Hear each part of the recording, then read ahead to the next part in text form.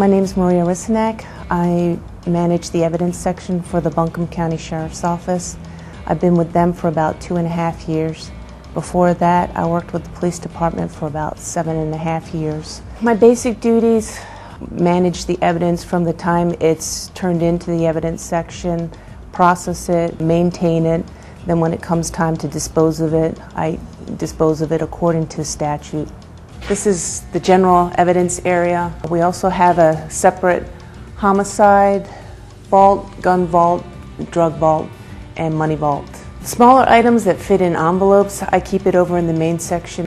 Back here, this is for larger, bulkier items that won't fit in a nice, neat package and, go into a nice file box. And of course, it encompasses everything. You've got bikes, you've got tools, gardening equipment, gambling machines, booze, and pretty much anything you can think of that isn't money, guns, or drugs or homicide evidence is going to be stored in here. Now, because this evidence is of a little bit more sensitive nature, we have extra security on it, so we actually have this section alarmed by itself. And I can just show you the different doors to the different areas. But that's my gun vault. That's the drug and money vault, and this is my homicide and rape evidence in here. The amount of time that we maintain evidence actually just depends on the reason we get the evidence. If it's an unsolved homicide, we'll maintain it indefinitely until we get a solution to the homicide.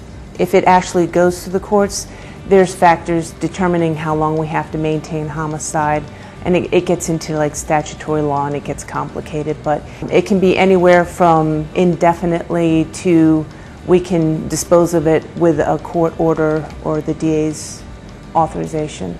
Because you're working with a limited amount of space, purging your evidence is just as important as bringing it in and maintaining it. Again, everything we do is dictated by statutory law. Then it's further tweaked by our departmental policy. And depending on the type of evidence or property, that'll determine how long we hang on to something. Once something's been adjudicated in the courts, then we can turn around and we can get rid of it. You have to get a court order to get rid of some of the stuff. Some of the stuff can be returned to the owners or the suspects if it's not contraband and it's mandated by the court that they can have it back. I can't really go into details about money, guns, and drugs or homicide evidence, but general evidence, if we can return it to the owner, we do. Some stuff you actually have to get a court order to dispose of it, while other stuff you don't. It just depends on the type of property it is.